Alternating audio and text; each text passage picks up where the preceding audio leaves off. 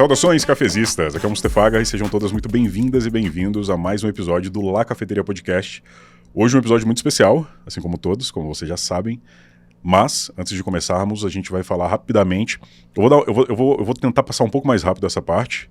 Eu acho que vale a pena, né, Henrique, falar um pouco mais rápido da parte do Apoia-se, que apoia.se/lacafeteria, se você tiver aí no seu coração, não só no bolso, mas no coração, a vontade de investir no seu entretenimento, olha que bonito. Pelo valor de um cafezinho por mês, você pode fazer isso lá no nosso Apoia-se. Você vai estar ajudando as nossas lives, os podcasts, enfim, tudo que acontece do La Cafeteria. E também da 8bits, antes que meu querido sócio me mate, que eu tenho que falar da 8bits, se você quiser gravar o seu podcast aqui em Brasília. Não precisa ser de Brasília, tem muita gente de fora de Brasília gravando aqui com a gente, tem gente de Goiânia, de São Paulo, de Aracaju, de Santa Catarina, do Pará. O Thiago é do Pará, né? O Thiago não é... Acho que ele é Fortaleza, mas ele tá morando em João Pessoa. Aí, os dois então. Pode vir para cá, dá uma olhada aí na descrição, entre em contato com a gente e bate um papo lá com a Stephanie, o nosso comercial, que vai mandar muito ver aí nas informações para você, fechou? Bom, para a gente começar o papo de hoje, eu queria apresentar o empreendedor, palestrante, produtor cultural e presidente da CUFA, DF, Bruno Kessler.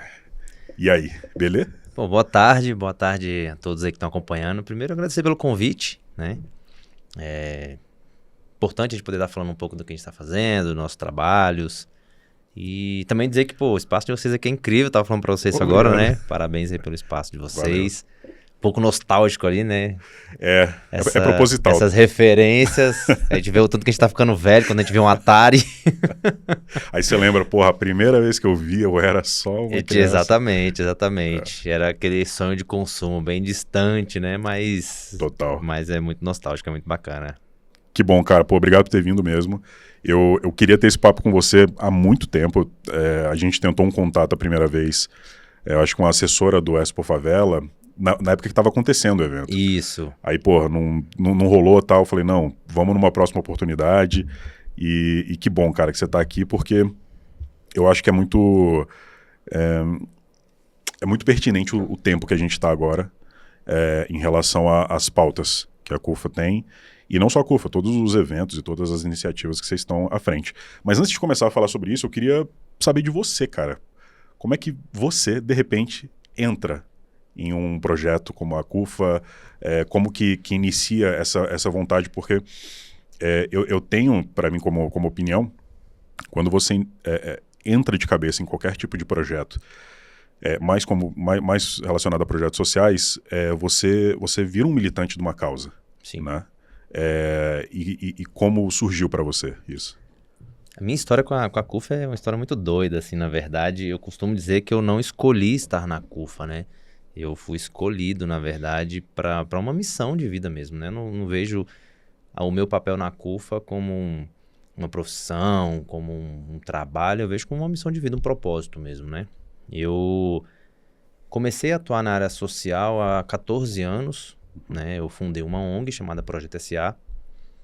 E na época a gente fazia trabalhos mais voltados para o assistencialismo mesmo, né? Com creches, com orfanatos. A gente fazia muito trabalho em asilos, né? Eu arranho um pouco o violão, né? Então eu tinha um amigo que cantava, a gente ia para fazer um sarau de 15 em 15 dias num lar de idosos, né? E também fazia eventos em creche, orfanato, Dia das Crianças, Natal, tudo que você possa imaginar a gente fazia. Sopão, rodoviário, enfim, a gente fazia muitas ações nesse sentido. E eu comecei a me apaixonar por aquilo. Falei, cara, eu quero fazer isso com um pouco mais de conhecimento, entendendo como é que funciona. Fui estudar, fui pesquisar e acabei entendendo que eu precisava ali me formalizar. Então, tirei um CNPJ, fundei a ONG, né? Toda a parte de documentação. E comecei a pesquisar. E nesse processo, passados aí 3 anos, uma amiga me apresentou o Celso Ataíde, na verdade nos conectou, né? Ela falou, Bruno, vou passar seu contato pro Celso. Já tinha ouvido falar do Celso, já conhecia o trabalho da CUFA. Aí eu falei, beleza. Aí o Celso, eu nem falei, esse cara não vai me ligar, pô. O cara tem um monte de coisa pra fazer, né? O Celso que é o fundador da CUFA. Celso Ataíde, é o fundador da CUFA. Aí, isso foi num sábado. Quando foi no domingo, ele me ligou. E aí eu falei, ei, beleza, bom, aqui é o Celso, tal. Falando, me passou seu contato. vou estar em Brasília amanhã, você consegue me encontrar? Eu falei, pô, consigo. Aí, inclusive, estava numa reunião no Congresso, fui buscar ele lá e tal. Tava ele, na época, ele e o Manuel Soares, que era o que estava na Globo até recente. E na época, o Manuel, ele era presidente da CUFA no Rio Grande do Sul, né, na época. E aí, fomos para o aeroporto, ficamos umas 3 horas ali conversando. A minha expectativa para esse papo era tipo assim, que ele falasse, Bruno, faz assim, faz assado que vai dar certo, né? Eu queria descobrir caminhos para chegar onde eu queria com o meu projeto, né? Não era sobre a CUFA, era Não. sobre conversar Tipo, com essa figura importante. Essa amiga falou, Bruno, eu vou te apresentar o Celso que ele pode te ajudar no seu projeto. Pode crer, entendi. A comunicação nossa foi essa. Eu falei, então ótimo, né? O que eu puder agora de ajuda vai ser ótimo. E aí nesse papo minha expectativa era essa. Só que aí o Celso falou, eu quero te escutar, o que você faz, quem é você e tal. Aí passei um tempo ali conversando, explicando meu momento, né? O que eu tava fazendo, como é que eu comecei aquele trabalho. E ele falou, Bruno, a CUFA de Brasília é a CUFA mais importante que a gente tem no país, né? Porque está no centro do poder econômico político, no centro do poder político. E a CUFA, ela trabalha muito, o nosso papel é um trabalho de interlocução entre as políticas públicas e o público mais vulnerável, né? Então é o nosso papel fazer ser esse elo de ligação. Então a CUFA aqui em Brasília estava desativada já tinha mais ou menos 2 anos, eu não sabia disso, né? E ele falou, queria saber se você tem interesse em reativar a CUFA aqui. Aí eu tomei um susto, né? Não estava esperando por aquilo, só queria algumas orientações, informações. Né? Mas aí ele me deu um exemplo que eu uso muito hoje para as nossas lideranças que atuam com a gente na CUFA, né? Ele falou, Bruno, imagina a CUFA como uma antena. Imagina que seu projeto é uma rádio comunitária. Você fala ali para 300, 400 pessoas. Quando a CUFA entra no seu projeto, ela traz uma antena onde você passa a falar aí para 2 milhões de pessoas. Então você amplia o seu alcance. Então, eu falei, poxa, eu não tenho nada a perder, né? Eu estava num momento da minha vida muito complicado financeiramente, profissionalmente, estava meio perdido, estava passando um monte de perrengue. E eu falei, cara, pior do que, tipo Tiririca, né? Pior do que tá, não fica. Não tem como... Mas tinha como ficar. Tá. Até porque depois ficou, mas depois melhorou. Entendi. Mas estava num processo muito delicado, assim, muito complicado, até internamente, de entender algumas coisas e tal. E eu falei, eu sou muito de desafio, eu gosto muito de desafio quando fala de questões profissionais, assim, né? Isso me motiva e me move muito. E aí, quando eu enxerguei essa possibilidade, eu falei, cara, eu acho que tá aí uma oportunidade que eu sempre esperei, né? Não sabia em que área exatamente, não era nessa área que eu sonhava em atuar, mas enxerguei ali uma possibilidade, porque eu já tinha estudado um pouco o terceiro setor, já sabia como é que funcionavam algumas questões. Então eu falei, cara, eu vou arriscar nisso. Aí ele falou, se você quiser pensar, depois você me responde. Eu falei, não, já foi, tô dentro. Entendi. Não tem dessa não, vambora. Até porque uma oportunidade dessa não... Exatamente. É difícil você pensar 2 vezes, né? Exatamente. Então, e aí entra muito aquela questão, né, de a gente estar preparado para as oportunidades. Acho que se eu não tivesse estudado antes, me preparado, entendido o que era aquela oportunidade para mim, eu poderia ver aquilo como um peso. E provavelmente eu teria ficado com medo e teria recuado. Entendi. Mas como eu já estava entendendo como é que funcionavam algumas coisas de mercado, já tinha me situado, já conhecia o trabalho da CUFA, então eu enxerguei ali essa oportunidade e falei, cara, vamos embora. E aí, a partir dali, claro, eu entrei num turbilhão, porque minha vida virou de cabeça para baixo. Na época, eu trabalhava numa corretora de seguros, né? Eu trabalhei minha vida toda com vendas. Trabalhei em shopping muito tempo, trabalhei em lan house, trabalhei em vários lugares. Cara, entregou a idade agora, hein? Lan house, né? Pois é. Exatamente. Mas trabalhar na lan house era novinho, tinha 15 anos. E aí... Saiu bem agora. Então, trabalhei em diversas coisas, mas muito relacionado a comércio, a venda e tal. Sim. E nessa época eu estava trabalhando com seguros. E estava num período assim, apesar de complicado, eu estava almejando assumir a gerência da corretora, né? E aí veio a CUFA e bagunçou todo esse planejamento, né? Porque eu estava começando a faculdade e estava nesse processo. E aí a CUFA começou a me trazer demandas que era tipo assim, tinha que ir numa reunião com a secretária de esporte, 3 horas da tarde, numa quarta-feira.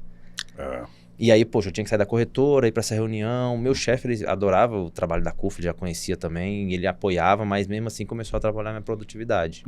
E aí eu falei, pô, aquilo começou a me incomodar. E eu falei, preciso tomar uma decisão, né? Ou eu entro de cabeça na CUFA, eu sou muito 880, eu não consigo ficar em cima do muro. Eu falei, ou eu vou entrar de cabeça na CUFA, ou eu vou sair da CUFA e vou continuar aqui. Isso passado uns 3 meses, mais ou menos, que eu já estava na CUFA. E aí, fiquei uma semana pensando, eu falei, pô, vou chamar ele pra conversar. Aí eu chamei ele e falei, ó, não tô satisfeito, eu tô, né, não tô conseguindo fazer a entrega que eu costumo fazer, eu tô incomodado e tal. E eu já tinha 7 anos que trabalhava com ele, 6 anos mais ou menos trabalhava com ele. E, enfim, o que me ajudou muito foi porque, assim, ele era muito meu amigo também. E eu falei, não, eu vou pedir conta porque eu já tô decidido que eu quero fazer isso aqui o resto da minha vida. Eu tava apaixonado já por aquilo, já sabia que era aquilo que eu queria fazer o resto da minha vida. Eu falei, então eu vou entrar de cabeça. Entendi.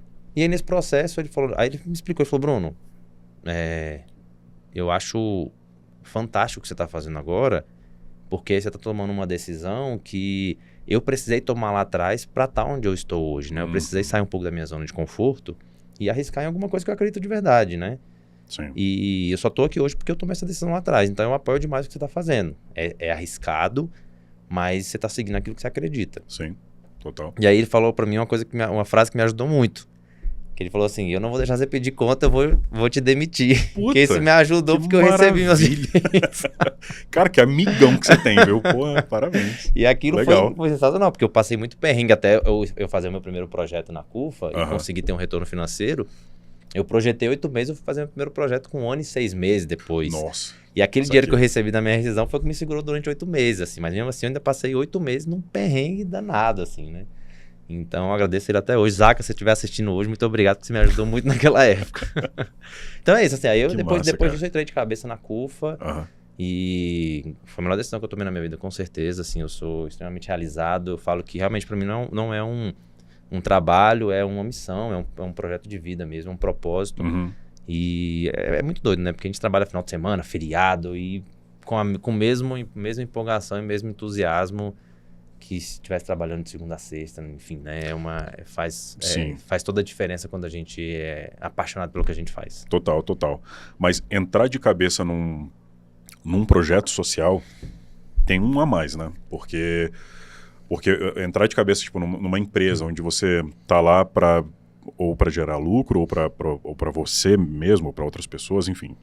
Empresa é empresa, negócio é negócio, e o objetivo dela é esse. Sim.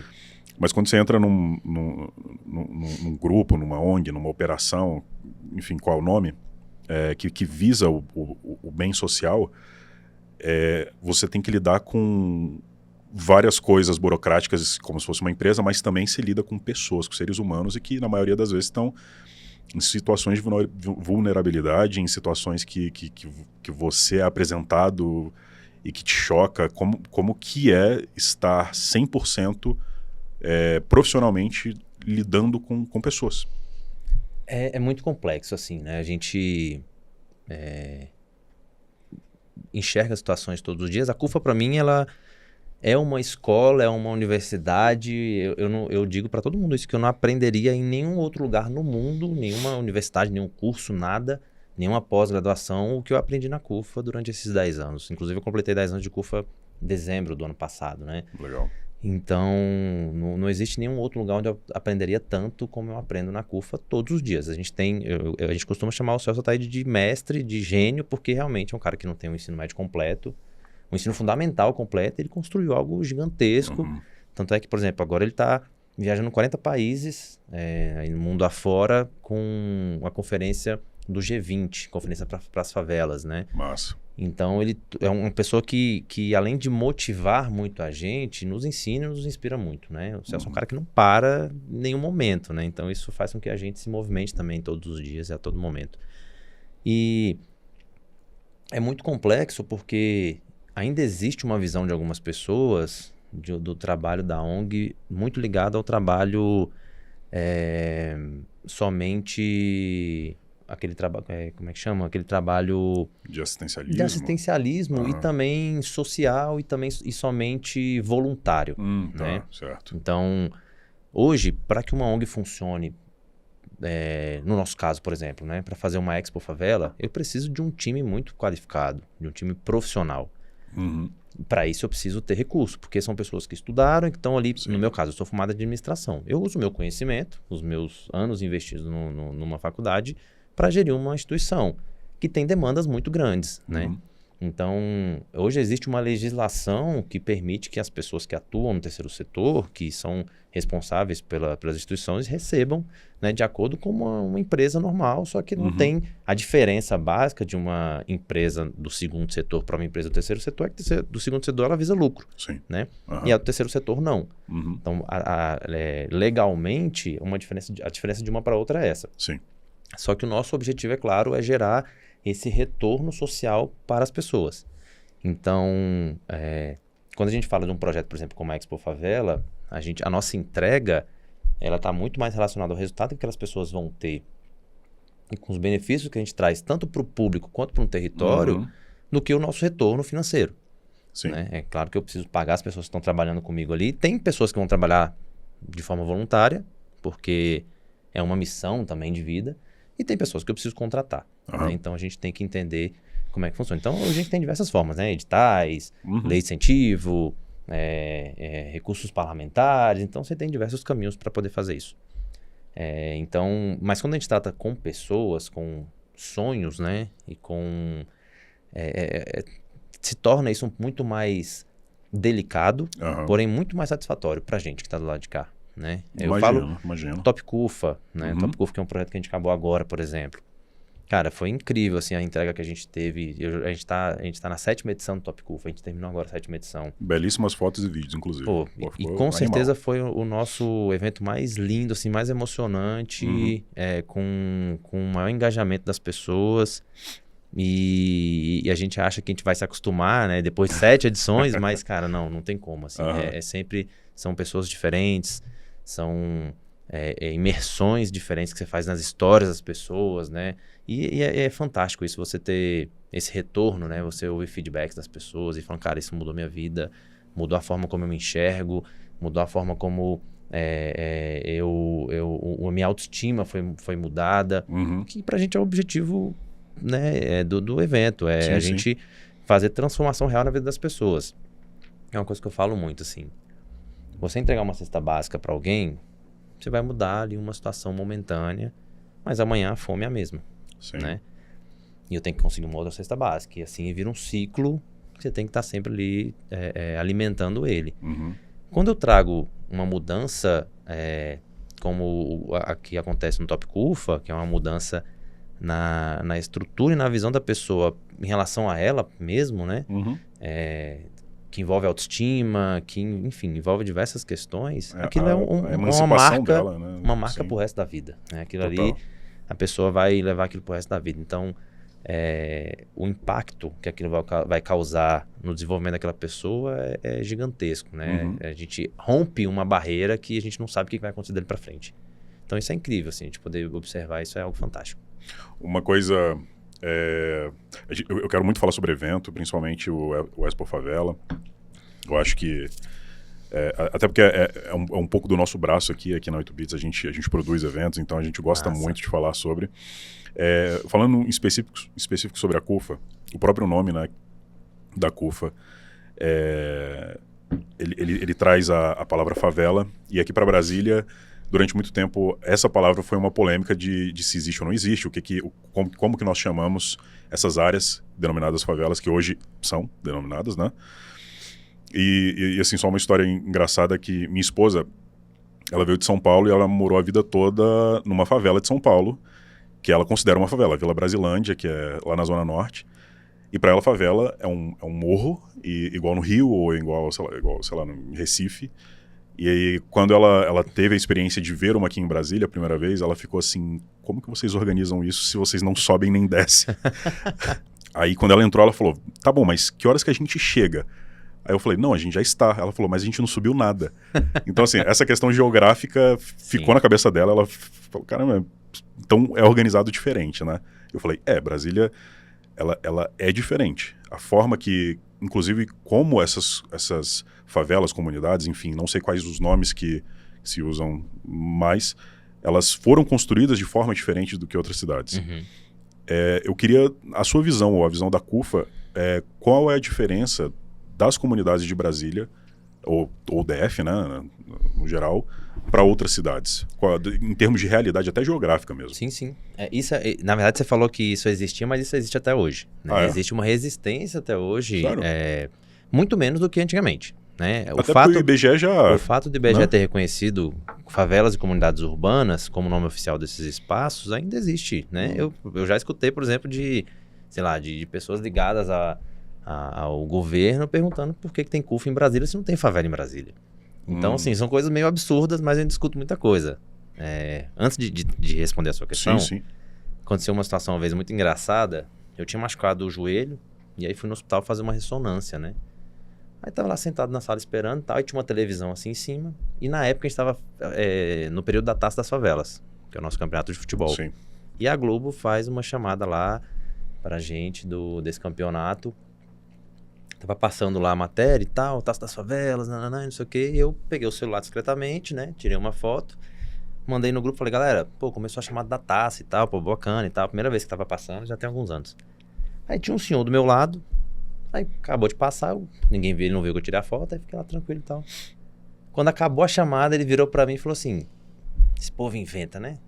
Fazendo coisa de favela em Brasília, nem favela tem aqui.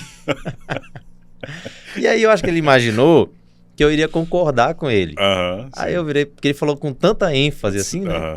Aí eu falei, mas não, tem favela em Brasília sim. Aí ele falou, tem? Eu falei, tem. Ele falou, qual? Eu falei, o senhor conhece Sol Nascente? Só a maior. Aí ele falou assim, conheço, mas lá não é favela. Eu falei, lá não só é favela, como na época era a segunda maior favela da América Latina, né? É a segunda maior favela ali. Mas lá não é favela, é invasão. Aí, só que aí bem na hora a mulher me chamou e eu tive que levantar e não consegui terminar aquele diálogo.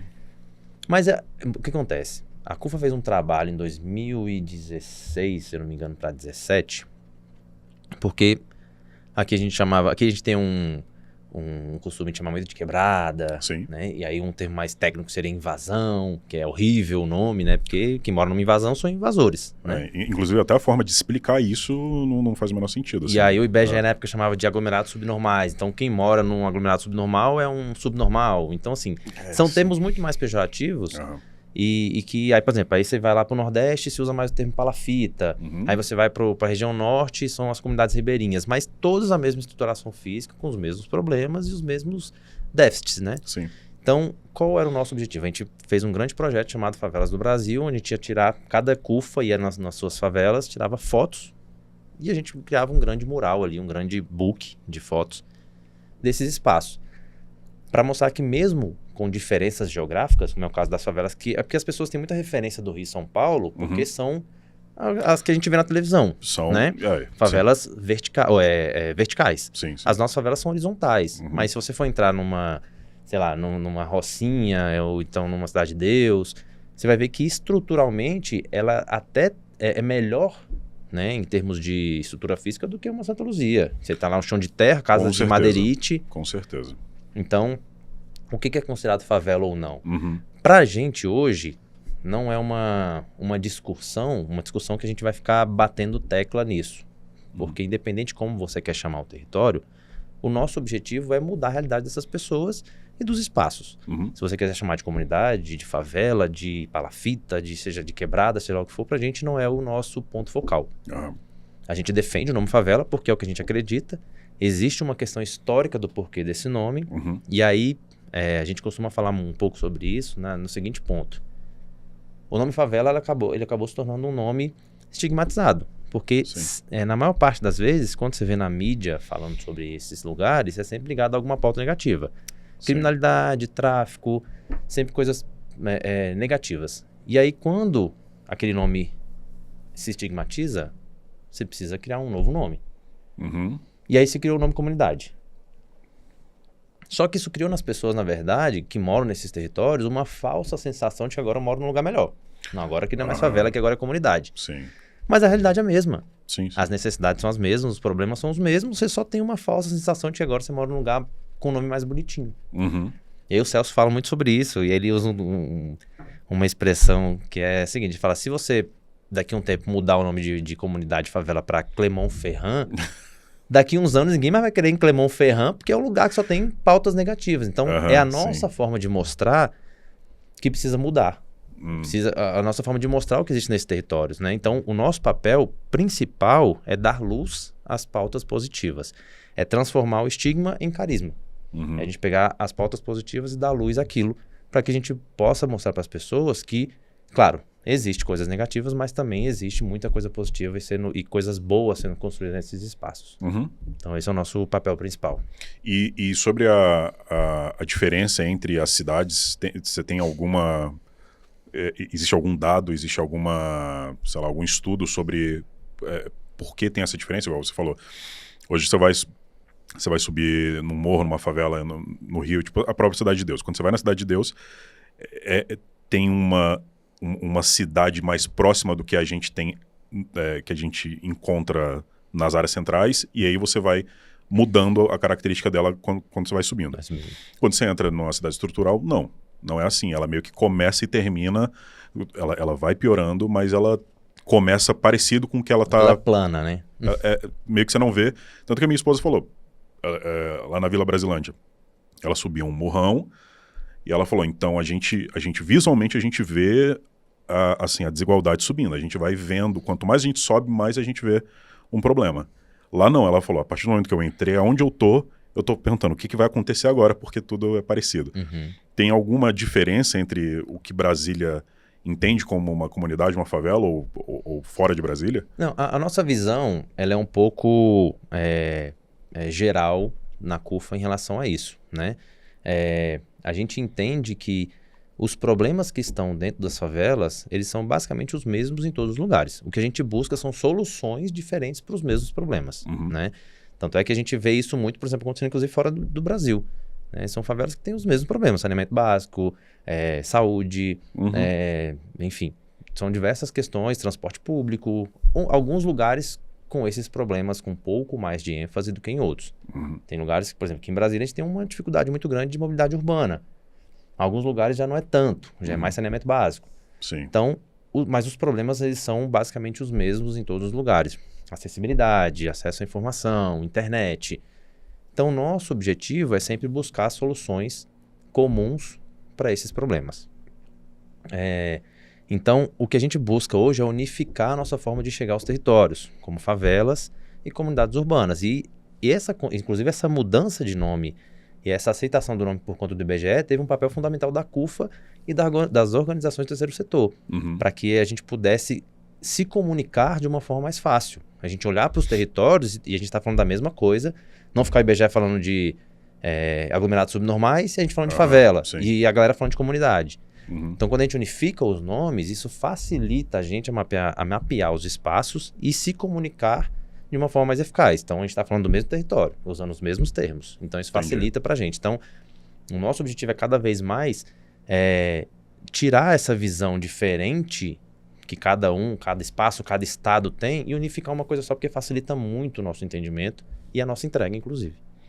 A CUFA, ela tem alguma linha que ela segue de nível de importância, não é essa palavra que eu quero usar, não, mas nível de preocupação social, assim. No nosso principal foco é saneamento básico, quando a gente vai em contato com o terceiro setor, a gente vai atrás disso, ou é saúde, ou é transporte, tem algum braço ou algum ponto que é o principal para vocês em termos de pauta social mesmo? Ou vocês tentam ao máximo atingir todas as áreas possíveis? Isso é muito complexo porque isso vai muito de demanda por estado, né? Vamos pegar o caso agora do Rio Grande do Sul, né? O que está acontecendo lá. Sim. O nosso foco da CUFA, de uma forma nacional, direcionou tudo para o Rio Grande do Sul. A gente entende que a gente precisou, nesse momento, unir esforços. E como muitas pessoas têm essa referência na CUFA como um braço social, como foi o caso da pandemia, a gente fez um trabalho gigante na pandemia. Eu falo para todo mundo que o período que eu mais trabalhei na CUFA nesses 10 anos foi durante a pandemia. Sim, imagina. A gente teve uma semana de quarentena e eu lembro muito bem num período assim, aquele bem pesado mesmo da quarentena, onde ninguém estava na rua. Eu fui parado diversas vezes na rua pela polícia, porque não podia estar na rua. E eu com um carro cheio de cesta básica. E aí minha mãe me ligando, meu filho, vai para casa, toma cuidado. Mãe, como é que eu vou para casa? Tô cheio de cesta básica no carro. Então assim, não tinha como, né? Então foi um período muito complexo, mas que a gente entendeu ali, porque a CUFA nunca fez esse trabalho de doação de cesta básica ou doações de qualquer coisa. Mas as pessoas começaram a nos procurar durante a pandemia. A gente precisou se organizar para poder atender esse público e ser esse elo de ligação entre as empresas que queriam doar, porque muitas pessoas procuravam a gente, falando, poxa, eu quero ajudar, mas eu não sei como e eu não confio muito nas coisas que a gente está vendo aí na internet. Surgiu um monte de falsas ONGs, falsos projetos para ajudar que só estavam se aproveitando da situação. Caraca, que merda. Então, a gente viu muita coisa acontecendo, né? Muita coisa ruim. Inclusive pessoas criando perfil fake da CUFA para poder receber doação. E que não era... Não. Cara, isso, puta, é igual do Rio Grande do Sul. O que tem muito agora. De falsificação de Pix do... eu lembro que rolou uma grave do pessoal da... O grupo do MST que faz os panelaços a Cozinha Solidária. Uhum. Falsificaram Cozinha Solidária e passou mais de 100 mil reais. Ixi. Numa fraude dessa, aí eu fiquei... Bizarro. Isso porque foi um dos, né? Tipo, cara, a gente teve relatos aqui em Brasília de pessoas que estavam recebendo cesta básica e vendendo cesta básica para as pessoas lá de dentro. Tipo assim, o pessoal recebia cesta básica da gente, porque a gente faz um cadastramento, né? Uhum. Na época da pandemia, a gente... por exemplo, durante a pandemia, a gente atendeu mais de 150 mil famílias durante a pandemia, só Brasília. Né? Foram mais de 180 mil cestas básicas que a gente distribuiu nesse período. Né? Então, assim, foi números muito grandes. Sim. E a gente tem hoje 17 lideranças espalhadas por Brasília que fazem esse trabalho social. Muitos deles vieram por conta da pandemia. Então a gente criou uma linha de trabalho, de entrega, para poder, primeiro, para organizar a prestação de contas, e segundo, para organizar a nossa logística de entrega. Então a gente tinha uma relação de pessoas que entravam numa fila de espera, a gente ia atendendo conforme essas demandas, porque era sempre o fluxo de pessoas precisando de ajuda era muito maior do que as cestas que a gente recebia. Com certeza. E a gente tinha que se organizar com relação a isso. Só que aí tinha pessoas que entravam na fila, recebiam, botavam mais 2, 3 pessoas da família, recebia lá e vendia a cesta básica para as pessoas que estavam na fila também. Né? Então, assim, a gente ficou sabendo muita coisa. É muito triste isso, né? É muito complicado. Então, as nossas demandas, elas vão muito de acordo com a característica de cada região, né? Como eu falei, tem região que tem uma demanda um pouco diferente. Mesma coisa de projeto. Tem projeto aqui em Brasília, se eu for fazer, por exemplo, futsal aqui, ele vai ter muito mais aderência do que talvez no Nordeste, ali em Fortaleza. Sim. Que lá eles podem fazer, por exemplo, um campeonato de futevôlei. Uhum. Aqui o futevôlei é muito forte, mas talvez lá tenha muito mais aderência do que aqui. Então a gente vai de acordo com cada região. Vocês vão buscando as alternativas que fazem mais sentido para cada região. E a demanda que a gente atende em relação a políticas públicas, é claro que existem pautas que são nacionais, né? Como é o caso agora da conferência que está acontecendo do G20, Sim. Onde a CUFA teve esse reconhecimento do G20 para realizar essa conferência. Em cada estado vai acontecer várias, né, dentro das favelas, várias conferências e depois uma conferência estadual. São pautas nacionais que a gente trata de assuntos globais.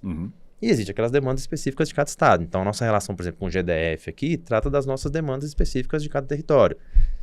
No Sul, a mesma coisa. No Rio, a mesma coisa. E depois a gente traz as pautas gerais. Massa. Então a gente se organiza muito dessa forma. Então a gente tem um grupo que ele não para, literalmente, há 24 horas, porque é um grupo que tem pessoas de outros países também. Então, por conta do fuso, a comunicação vai acontecendo de acordo com o fluxo de cada estado, de cada país, no caso também. Mas isso é muito bom, porque a gente aprende muito. Né? Então a gente tem essa comunicação sempre constante. Isso faz com que a gente também absorva muita informação e consiga ter soluções, trazer soluções pra gente que às vezes a gente não está no nosso radar. Sim, né? Total. Isso facilita muito. Uma coisa, eu já conversei com alguns deputados aqui e todos pontualmente sobre algumas coisas que a gente está falando aqui agora. Uma delas é um papo que eu tive com o Max Maciel, sobre justamente essa roupagem que alguns assim, eu tô tentando não pisar em ovos, tá? Aqui, por politicagem e tudo mais. Mas, ainda bem que é gravado e depois eu corto, tudo certo. Mas uma certa roupagem que o terceiro setor às vezes quer dar para os problemas sociais que a população tem. E ele deu um exemplo muito, muito claro sobre isso. Ele falou, pô, a gente sai daqui do estúdio, a gente pega a saída aqui e tal, tem um jardim ali bonito, tem calçada, tem asfalto bacana e tudo mais. E ele vê muito projeto social sendo colocado em pauta que quer embelezar a fachada de uma favela, por exemplo, Não, então tá, então vamos levar o jardim para lá também, vamos levar também o asfalto meio fio para fachada, assim, a frente da loja chamada Comunidade Favela. Mas lá dentro o bicho pega. E lá dentro ninguém quer ver, ninguém quer olhar.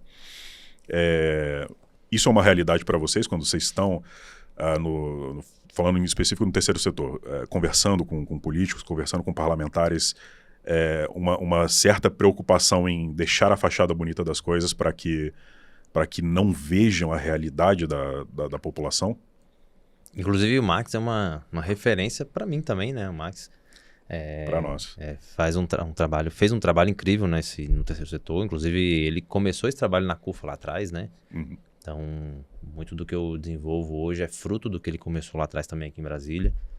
E enfim, hoje é um cara que está aí fazendo um trabalho incrível também nesse lado da política, que pra gente é extremamente importante e necessário. A gente tem mais pessoas como o Max ali, né? Legal.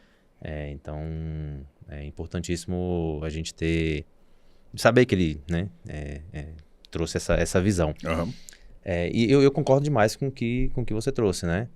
Não, pra gente, o nosso objetivo, na verdade, é que as pessoas conheçam mais a realidade de dentro das favelas, né? É muito fácil você passar na frente da estrutural ali na BR e você olhar ali o asfalto bonitinho, né? Com casa de alvenaria, várias lojas.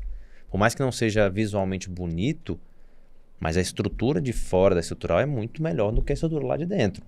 Sim. Então, assim, tem muita gente que olha para a estrutural e não diz que lá é uma favela, ou que tem uma favela ali dentro. Ou que tá tudo bem, ou que tá tudo resolvido, né? Então, assim, sim, muitas pessoas nos procuram querendo ajudar. Aí a pessoa fala, poxa, eu quero fazer uma doação. Só que eu sempre passo uma visão para as pessoas de que mais do que a pessoa fazer a doação, é ela ir lá conhecer o espaço, conhecer a realidade, conversar com as pessoas. Doar um pouco do seu tempo para que ela possa entender o que acontece ali, né? Porque senão, aquilo não gira a chave na pessoa, né? Não gira a chave dela enxergar aquele espaço e enxergar quem são as pessoas que estão ali dentro. Porque às vezes ela tem uma visão que é justamente, pô, não vou lá porque é perigoso, não vou lá porque só tem isso, porque só tem aquilo, né? Então quando a pessoa vai lá e enxerga a realidade, ela muda a forma de olhar para aquele espaço, né? Então a gente sempre procura orientar as pessoas a viver essa experiência, né? A estar lá e conversar, participar de alguma ação. Ela quer doar, mas leve, né? Então a gente faz muito esse tipo de orientação e é importante. Já vi diversas pessoas agradecendo muito. Poxa, Bruno, isso mudou minha visão em relação à realidade e tudo mais, como é que funciona. Pô, agora eu quero levar meus filhos também. Não querendo transformar isso numa questão turística, não, que hoje acontece muito, né? Entendi. Hoje, infelizmente, acontece muito. E aí entra muito no que você está falando. Acontece mesmo? Assim, acontece demais. Você vê isso muito no Rio de Janeiro acontecendo, né? É verdade. Então, assim, as pessoas acabam transformando a favela nesses espaços turísticos, né? Então, você cria fachadas em alguns lugares para que as pessoas olhem que bonitinho, tá bem legal agora, as casas pintadinhas, não sei o que, mas você vai ver 2 ruas depois, a realidade é completamente diferente. Então, isso não muda de fato a realidade das pessoas nem a realidade dos territórios, né? Você cria é a mesma coisa da mudança do nome, né? Você sai de favela para comunidade, até o peso do nome muda, né? Pô, favela, fica aquele nome. Eu faço muito esse exercício com as pessoas quando eu tô em algum tipo de atividade e tal. Falo, pô, me fala qual o sentimento, o que vem na sua cabeça quando eu falo o nome favela. Se não é uma pessoa que está ligada ao terceiro setor, ou alguém de algum projeto social, a pessoa não consegue pensar em nenhum nome positivo. É crime, é drogas, é assalto, é tráfico, é morte, é só coisa negativa. Então, isso já está enraizado nas pessoas, né? Aí quando eu trago o nome comunidade, já dá aquela leveza, mas isso não muda nada, né? Então, o nosso objetivo é que a gente tire esse estigma negativo do nome favela, que é o nome real dos espaços, né? E a gente possa enxergar eles de uma forma diferente. Às vezes eu vou fazer um pouco de advogado do diabo aqui, até para dar uma oportunidade de gerar uma conversa a mais. Mas esse caso não vai ser, não. Vai ser só até uma oportunidade de você falar sobre o que você acabou de falar. Você falou, pô, às vezes você quer doar, às vezes você quer doar, não, às vezes você quer doar, inclusive o seu tempo, enfim, mas você tem medo porque você nunca pisou numa favela, você tem medo porque você nunca Eu vou falar uma parada meio baixo astral aqui, mas talvez eu corte isso. Às vezes, você nunca teve contato com uma pessoa que não seja da tua classe social, que seja, sei lá, da tua realidade. E aí todos os seus preconceitos começam a surgir. Ah, não, mas a pessoa, ela é pobre, ela vai ser perigosa. Ela é pobre, ela não sei o quê. Ela mora naquele lugar porque com certeza ela faz parte de alguma coisa ruim que acontece lá. Isso é uma realidade, eu não estou inventando história aqui, né? Mas para essa pessoa que quebrantou o coração agora e falou, não, eu quero, por algum motivo eu quero conhecer a realidade. O que você, Bruno, presidente da CUFA, falaria para essa pessoa? O que você vai fazer? Você vai pegar na mão dela, vamos entrar lá comigo, vamos conhecer as pessoas, como que funciona? Antes de responder, deixa eu aprofundar um pouco mais isso que você falou, que a gente entra numa outra questão. Quando a gente fala de morador de favela, e aí tem uma música do MV Bill que deixa isso muito, muito explícito pra gente, né? Preto e pobre são parecidos, mas é parecido, mas não é igual, né? Então, quando a gente traz essa realidade para uma favela, eu vou te dar um exemplo que a gente costuma usar muito. Se eu pegar duas pessoas que moram na Santa Luzia, são vizinhos de parede ali, um é branco, o outro é preto, né? E eu tiro eles ali da favela e levo ali pro Praça Sul, eles podem estar vestidos da mesma forma, né? Vamos colocar os dois de terno. Quem olha pro branco não vai saber o que ele é. Fala, pô, esse cara pode ser médico, pode ser engenheiro, pode ser, enfim, qualquer outra coisa. Quando a pessoa olha pro preto, eu acho que ele é motorista, mas pode ser segurança de alguém. Então o estigma está muito ligado à questão racial, muito mais à questão racial do que à questão territorial. Isso quando a pessoa está fora do seu território, né? Lá dentro também, mas nem tanto. Mas do lado de fora é muito isso. E entra muito nisso que você está falando. As pessoas às vezes têm contato, mas ela não sabe. Então infelizmente esse pré-julgamento acontece muito pela questão racial, né? E a gente tem muito esse debate dentro da CUF em relação a algumas questões e tudo mais. Qual é a nossa orientação? Claro, nunca vá sozinho, né? Por mais que a gente oriente as pessoas a fazer isso, é claro que existem formas mais tranquilas de fazer isso. Então a gente tem liderança, onde a gente orienta as pessoas a encontrar com a liderança, até porque são lugares que às vezes é difícil você acessar, né? Então para você se perder é muito fácil, né? Então a gente orienta, a gente geralmente marca um ponto de encontro para que a gente vá junto. A gente já fez isso diversas vezes. Então a orientação é essa.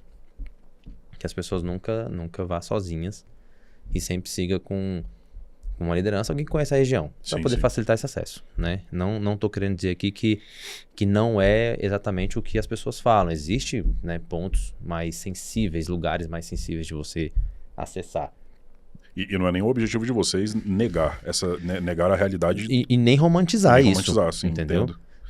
Não é isso que eu tô falando. Tô falando pra gente enxergar isso de uma forma diferente, né? Não somente por um lado negativo. Né? Então, assim, as pessoas entenderem que existe um risco, porém, não é tão... não é tão... Como é que eu posso dizer? Não é exatamente tão potencializado, tão potencializado como as pessoas colocam, né? Em relação a alguns territórios. Então, a gente sempre orienta dessa forma. Vai acompanhado, né?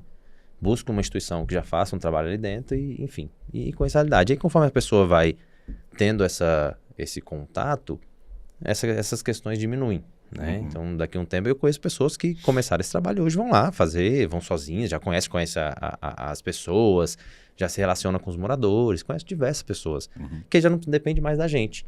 A pessoa se torna um ativista autônomo, vamos dizer assim, né? A pessoa vai lá fazer seu trabalho social, faz doações, já não depende mais da CUFA.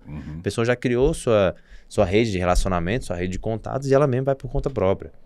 Então, mas é importante seguir um pouco isso no início, até para a pessoa se ambientar, enfim, entender a realidade de como é que funciona o território. Mas existe uma hiperromantização, inclusive, de pessoas que querem ajudar. Eu vejo isso no Rio Grande do Sul, por exemplo, acontecendo agora. De muito famoso indo lá, porra, pra fazer selfie e tal, fazer a sua mídia lá e depois vaza de lá e não continua.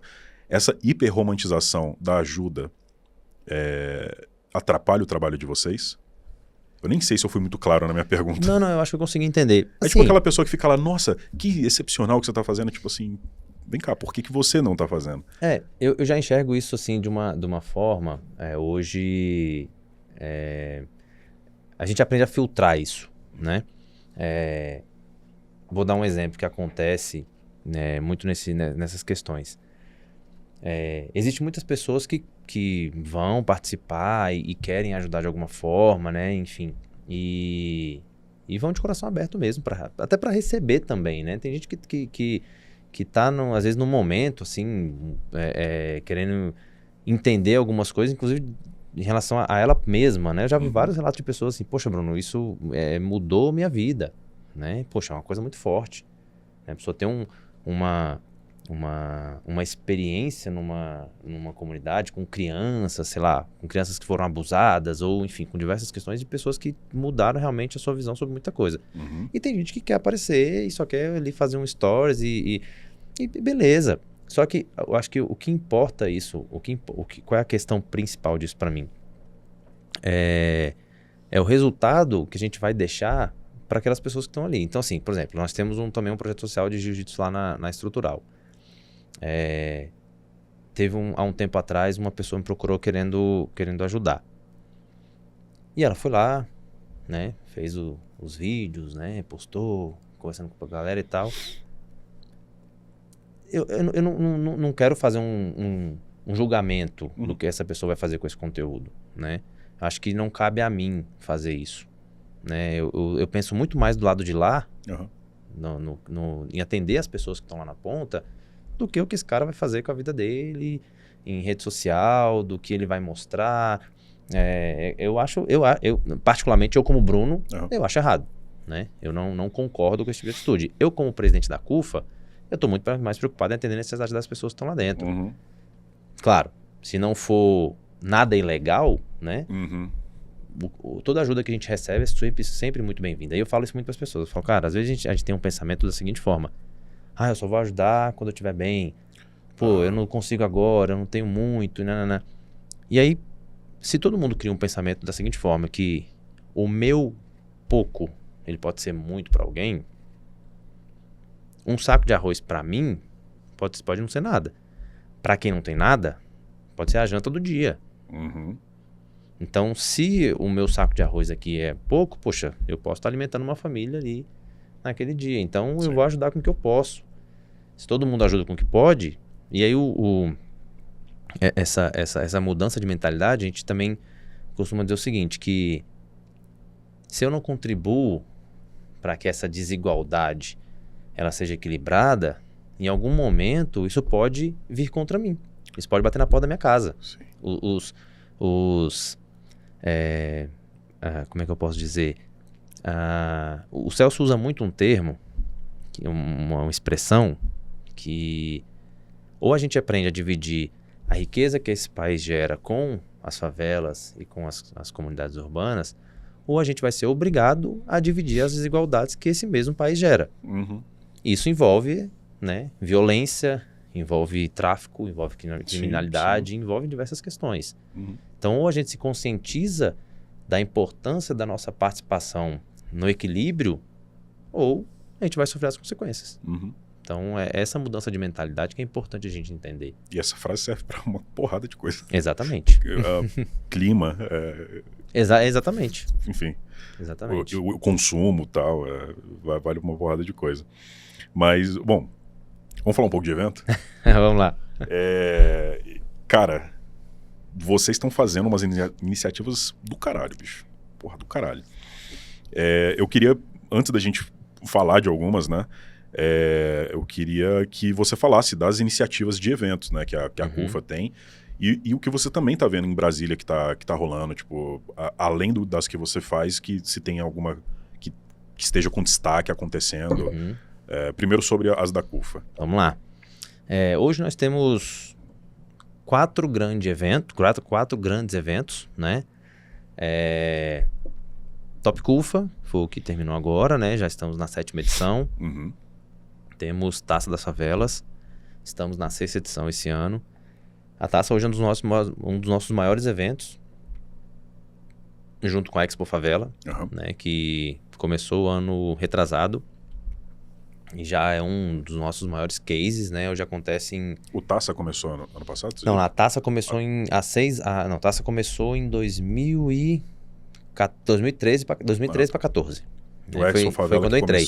A recente. Expo começou ano retrasado, Uhum. né? E aí a gente fez a primeira edição ano passado e ano retrasado foi a primeira edição em São Paulo. Uhum. Ano passado foi a nossa primeira edição em Brasília, agora a gente vamos para a segunda edição. Legal. Só que a Expo já cresceu, já nasceu grande, né? Porque veio pois de um... é. A Expo, na verdade, ela surgiu da construção de tudo aquilo que a CUFA vem desenvolvendo durante todos esses anos, né? Então foi uma junção de muito conhecimento e ela já cresceu muito, já nasceu muito grande. Tanto é que hoje acontece a Expo Favela, esse ano vai acontecer em 22 estados. Caralho. E aí a gente termina num grande evento nacional. Uhum. E a taça hoje acontece em 17 estados. E também termina num campeonato nacional. Uhum. Então são esses três. Temos a Libra, que é a Liga Internacional de Basquete de Rua, que é um dos projetos mais antigos da CUFA, um dos mais tradicionais, né? Que é Eu basquete conheci- 3x3. Eu conheci a Libra por conta dos meninos do Entre Quadras. Ah, legal. Eles vieram gravar aqui, aí falaram de massa. todos os eventos. Eu pirei, porque assim, eu sou um entusiasta do basquete. Só Massa. que a última vez que eu fui jogar, eu quase morri, porque a idade e o corpo não me permitem muito mais. Mas, Eu joguei basquete um bom tempo, mas eu parei de crescer e aí eu decidi de jogar, fui pro futebol. pô, mas lá onde eu jogo, lá com a galera, eu jogo ali na Asa Sul com Toys, com a rapaziada ali, que são muito bons, inclusive. A molecada é boa. E tem uns caras assim, de Não, tem. 1,60 e pouco que. Mas na Animal. época, eu era moleque, eu joguei pelo time do Senac, né? Ah, Eu pode fazia crer. curso no Senac e na época o Senac de Taguatinga, ele tinha uma quadra. Uma quadra coberta e tal. E aí, no contraturno, eu fazia curso, estudava e fazia... eu era meio hiperativo, né? E minha mãe falava, vai fazer tudo que tinha de Sim. esporte, eu fazia. Eu fiz handball, fiz basquete, vôlei, futebol, fiz tudo, você pode natação, tudo que era de graça que tinha, minha mãe botava pra fazer. E aí, joguei basquete um bom tempo e eu gostava muito de basquete. Era até bonzinho, assim, jogava legal.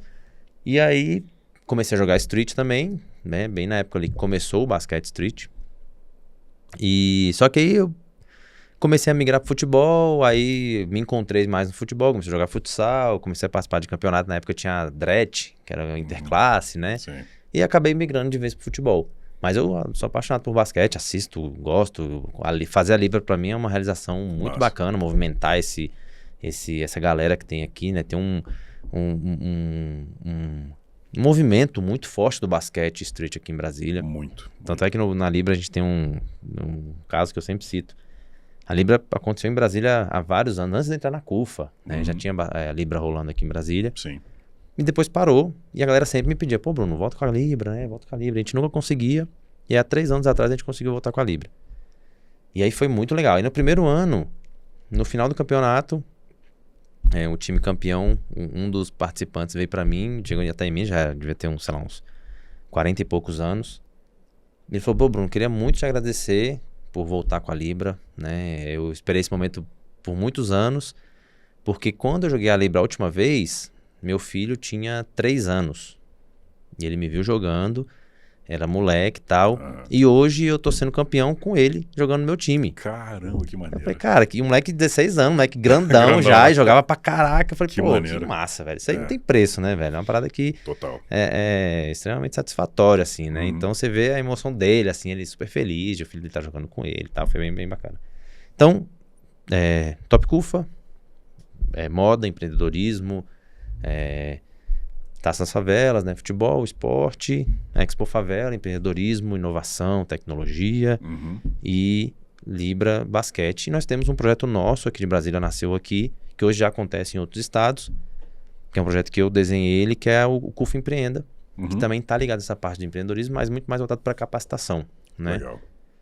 De 2019 para cá, a gente formou nós capacitamos cerca de quase 10 mil pessoas em 27 áreas diferentes. Caramba. Isso se fortaleceu muito durante a pandemia, porque a gente começou em 2019 e 2020 veio pandemia Aham. e parou todos os eventos, né? Então a gente focou muito no CUFA Empreenda porque a gente entendeu ali que muitas pessoas estavam perdendo seus empregos, perdendo suas fontes de renda e que depois que isso passasse, essas pessoas precisariam se realocar no mercado de trabalho. Aham. Então a gente trouxe diversas oportunidades de capacitação online na época, né? Então a gente tinha cursos que a gente fazia que tinha 200 pessoas numa sala que era pra gente fazer com 50 pessoas. Só que a gente falou, cara, não vamos deixar essa galera de fora, bota todo mundo, o professor vai ter que dar um jeito de atender essa galera. Aham. E a gente teve resultados incríveis, assim. A gente tem um Nossa. case muito bacana. uma mulher que trabalhava no supermercado, era caixa no supermercado, perdeu o emprego durante a pandemia e ela recebeu a rescisão e tal, e aí viu a divulgação desse curso nosso, era um curso de design de sobrancelha, e ela já queria, era um sonho trabalhar na área da estética, então nós tínhamos 3 cursos nessa época, né? Design de sobrancelha, que a gente estava fazendo empreendedorismo e estética. Então a gente tinha design de sobrancelha, redes sociais, né? O social media, redes sociais na verdade, né? Sim. E gestão financeira. Então ela aprendeu um novo ofício, aprendeu a divulgar seu negócio na internet e aprendeu a divulgar, a organizar a sua gestão financeira da empresa. Ela pegou o dinheiro que ela recebeu da rescisão, comprou os equipamentos, montou um mini estúdio na casa dela e começou a divulgar e começou a organizar a empresa. E ela, pouco tempo depois, trouxe esse relato pra gente. Inclusive, a gente fez uma matéria bem grande com ela e tal. E ela, hoje já tem um bom tempo, mas na época, 1 ano depois, ela recebia já mais que o dobro do que ela recebia como CLT e já tinha uma funcionária trabalhando com ela. Que maneiro. Então, assim, é esse tipo de resultado que a gente espera com os projetos, né? É mudança de vida de fato, né? Real, né? Então, quando a gente observa isso e vê isso acontecendo na prática, a gente fala, pô, vale a pena, é isso que a gente espera, né? É essa mudança de realidade. Não só para não só diretamente ligada à pessoa, a ela empreender, a criar um novo negócio. Sim. Ela pode continuar empreendendo onde ela está trabalhando, né? Sim, Desde que ela enxergue aquilo como um empreendimento. Então, o CUF Empreenda, ele tem a gente já atua em diversas áreas diferentes. Agora a gente vai começar um outro projeto, mês que vem, que é o Turismo e Empregabilidade, que é para a gente fomentar o mercado de bares, restaurantes e eventos. Maneiro. Então, a gente tem uma demanda em Brasília, a gente vai muito de acordo com a demanda que a gente tem. Eu volto no que eu falei lá atrás, né? A gente tem demandas específicas em Brasília, então a gente sempre vai estudando e mapeando essas oportunidades e essas necessidades de mercado e do nosso público. Então a gente sempre tem esse diálogo, né? Então a gente vai ter cursos agora de bartender, que existe um déficit no mercado por conta dos bares e restaurantes profissionais qualificados para atuar nessa área, auxiliar de cozinha, produtor de eventos. Então a gente tem diversas demandas que a gente vai atendendo de acordo com a necessidade. Então a gente já fez CUF Empreenda na área de bares e restaurantes, na área de tecnologia, Legal. na área de redes sociais e comunicação, produção de eventos, enfim, diversas áreas a gente vem atuando. Cara, a palavra empreendedorismo, eu acho que por conta da internet ficou meio, sei lá... Deturbada, né? Nebulosa. Eu tenho a impressão de que quando a gente fala essa palavra, automaticamente a maioria das pessoas pensa no Faria Limer lá, que tá com aquela jaquetinha padrão e tá falando sobre negócios muito mirabolantes e muito fora da realidade da população. Mas ao mesmo tempo eu gosto dessa palavra. A gente tem um evento que a gente produz, a gente é da área nerd, assim, a gente produz evento de jogos, enfim. E a gente tem um evento chamado Empreende Nerd, que é um evento para isso. É para você que quer... E o legal é que a gente desmistifica um pouco o que é você trabalhar no setor do entretenimento para isso. Que é, basicamente, você pensa que você tem... E eu vou dar um exemplo do amigo que gravou aqui recente, inclusive o Bruno Araque, que é um advogado. Ele, doutor em uma porrada de coisa, o cara é mó crânio. Ele tá fazendo um jogo de tabuleiro para ensinar direito empresarial. Que massa. Cara, a gente jogou o jogo dele. E a gente jogou, assim, durante horas. A gente só parou porque já era 1h da manhã, assim, grupo de gente, assim, maluca com o jogo do cara. E ele tá desenvolvendo. E o que é o nosso evento Empreende Nerd? É pegar pessoas que querem trabalhar no setor do entretenimento, da cultura pop, ou seja, eu quero ser um produtor de jogo independente, eu quero ser um game designer, eu quero ser um ilustrador de quadrinho. A gente pega essa galera, reúne ele com grandes profissionais, né? A gente traz esses profissionais para cá e põe ele para sentar na tua frente e analisar o teu produto e enfim, te colocar no eixo ali, né? Então, a gente relutou em usar essa palavra do empreendedor, porque aí todo mundo ia achar, não, vai ser uma parada meio quadradão e tal, mas ao mesmo tempo não. Ao mesmo tempo, a gente realmente quer que essas pessoas empreendam nessa área. E a gente quer que, eu chegue lá pro moleque que na casa dele ele tá desenvolvendo uma puta ideia de um jogo. Eu falei, vem cá, você vai agora conversar com desenvolvedores sêniors e ele vai te dar o caminho. Como que a CUFA entende essa palavra também? como que é essa palavra para vocês. O que que é empreender para vocês? Inclusive, antes eu preciso dizer que eu fui nerd durante um tempo da minha vida, Ah. mas depois eu descobri que eu não era nerd o suficiente para ser nerd e eu desisti dessa... Não fala isso. Quando eu era adolescente, né, eu tinha um grupo, a galera, a gente jogava RPG, né, então tinha um grupo que a gente sempre fazia corujão, jogava, só que minha mãe não gostava muito, que ela falava que era coisa do demônio. Eu tive essa fase Então, também. você me entende o que eu tô falando, Eu joguei né? Magic, então minha mãe... Joguei Magic pra caramba. Tinha as cartas, teve uma vez que minha mãe queria queimar minhas cartas, eu falei, pelo amor de Deus, não faz Minha isso. mãe queimou, ela já pediu desculpas 1000 vezes, ela falou, olha, mudei e tal, mas ela queimou minhas cartas de Yu-Gi-Oh! Nunca esqueço, tá, mãe? Não, a minha mãe tentou queimar, mas eu dei sumiço nas cartas, deixei na casa dos amigos e tal, e pra jogar eu tinha que buscar as cartas. Mas aí o livro, por exemplo, é uma coisa que eu nunca podia levar pra casa, livro de vampiro, lobisomem, jogava muito e tal, Sim, e sim. não podia aparecer nunca com isso lá em casa, né? Porque a mãe, enfim. Mas aí eu descobri que foi exatamente isso, eu jogava também, né, na casa dos amigos, né? Na época eu ainda não tinha, mas jogava videogame na casa dos amigos e tudo mais, quando começou ali o computador. Não vou ficar falando disso não, porque vai parecer que eu sou mais velho do que eu sou, né? Mas tudo bem. Mas aí depois eu vi que eu não era tão nerd assim, eu falei, não, então... Acho que não é muito a minha praia, né? Entendi. Mas eu sou um entusiasta, vamos dizer assim. Boa, é o suficiente, então, beleza. Você gosta de filme, gosta de série, Sim, acompanha bastante? acompanho. Então, você Trilogias. o pezinho tá lá, Ainda tem essa raiz ainda lá, né? pode crer. E, então, assim, a parte do empreendedorismo pra gente, e aí eu vou até complementar o que você tá falando, que as pessoas, muitas pessoas enxergam o empreendedorismo como abrir CNPJ, né? E eu fiz um trabalho em 2019, que era um projeto chamado Caravana do Empreendedorismo.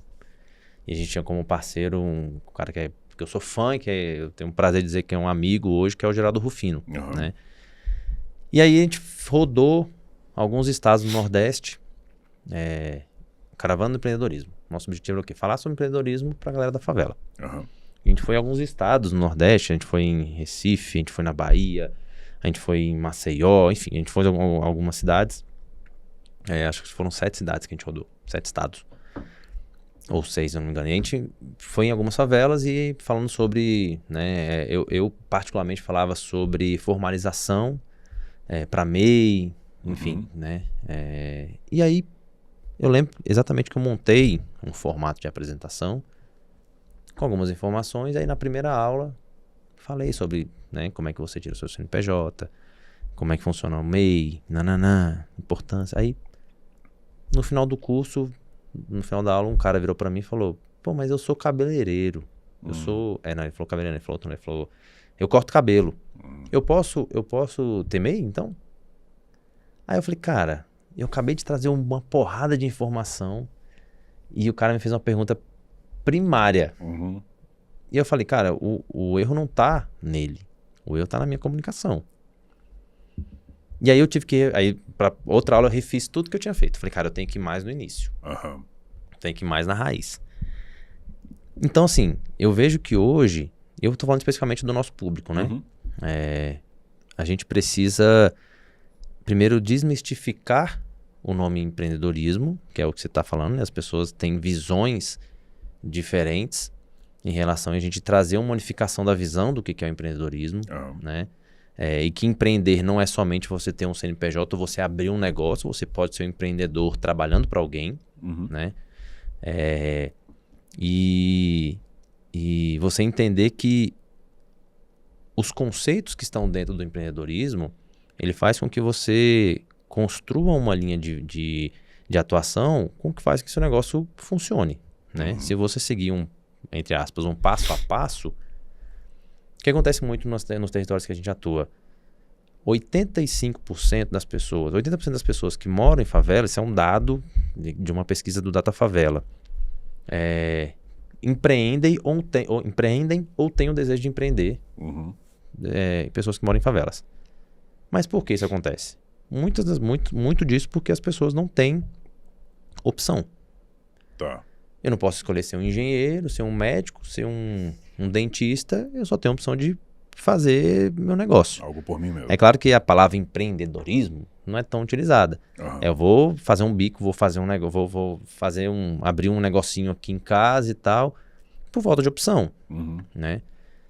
Só que para que aquele... E aí entra nas estatísticas, né? Muitos desses negócios acabam não dando certo por falta de organização, de gestão, de conhecimento. Então o nosso papel com a Expo Favela, com o CUF Empreenda, é estreitar esse espaço, essa lacuna que existe entre a informação e quem está empreendendo, né? O acesso. Então, quando a gente começa a ver resultados, como, né, o caso dessa menina, como diversos outros que a gente tem, diversos outros relatos que a gente percebe que a dificuldade, ela não está na disponibilidade das pessoas em trabalhar ou em querer mudar de vida. É a informação. Mas na informação.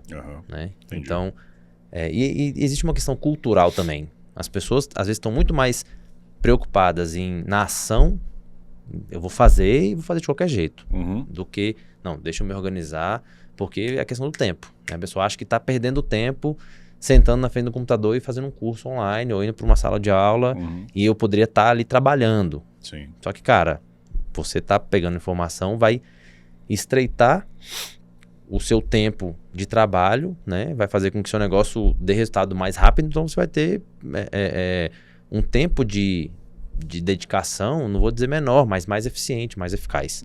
Sim. Então, se você tem informação, você consegue gerir seu negócio melhor.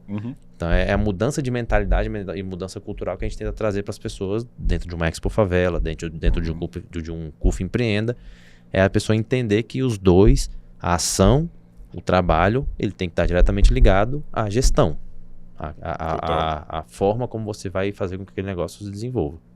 E até tem uma determinada empresa específica aí que eu converso com os funcionários dessa empresa e eu vejo, entre alguns treinamentos que a gente faz e tal, e eu vejo que muitos deles, assim, talvez a maioria, estão muito presos numa realidade de, porra, não, a minha vida é essa mesmo, assim, tipo, eu não consigo passar daqui. Aí você fala, não é que você não consegue, você consegue, cara, eu vou te explicar por A mais B porque você consegue. E existe uma resistência dele de ficar, não, minha parada é realmente ser o funcionário aqui, se eu for demitido hoje porque, sei lá, por produtividade ou alguma coisa assim, eu vou para outra e me viro, tal, dou um jeito.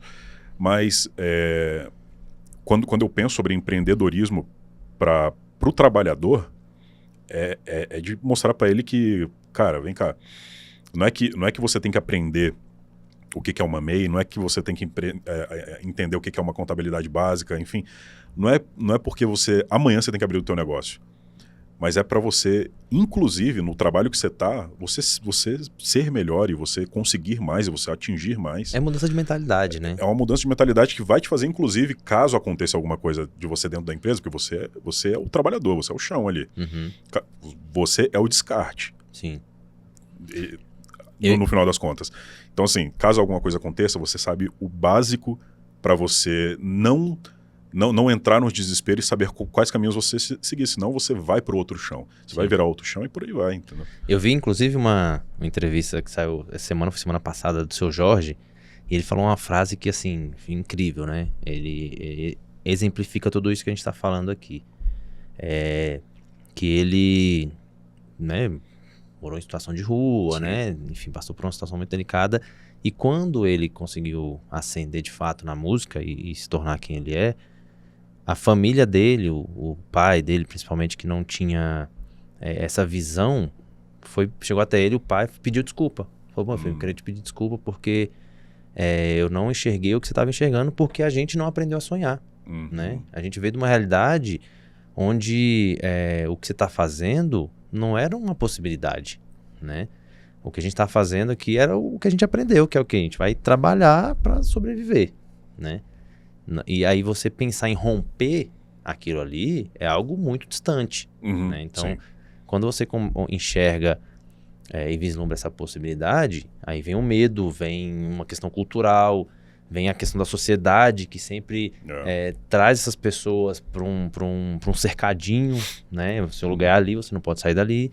Então, existem diversas questões que vão contra alguns que conseguem furar essa bolha, né? Então, a gente trazer essa... E eu falo que o nosso objetivo não é ensinar ferramentas, é trazer uma mudança cultural, uma mudança de mentalidade. Você pode, desde que você entenda princípios básicos, né? Você tem que entender isso aqui, que é o que você está falando.